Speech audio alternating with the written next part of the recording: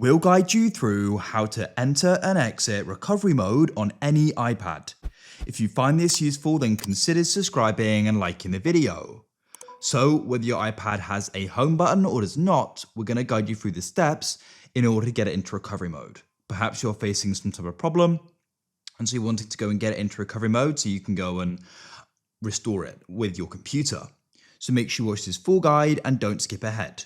So to get started, you need to go and grab a cable, plug one end into the iPad, and like this, and then you go and plug the other end into your computer.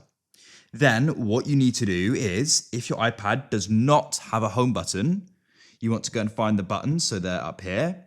Press the upper volume button, then the lower, and you tap and hold the top one, like so.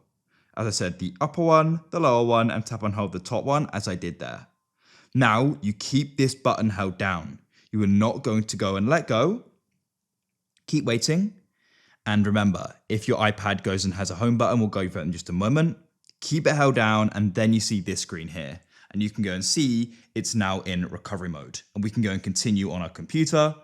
On a Mac, open up Finder, and it should be in there. You need to probably allow access on a pop-up on your Mac. On a Windows, you go and use the Apple Devices app.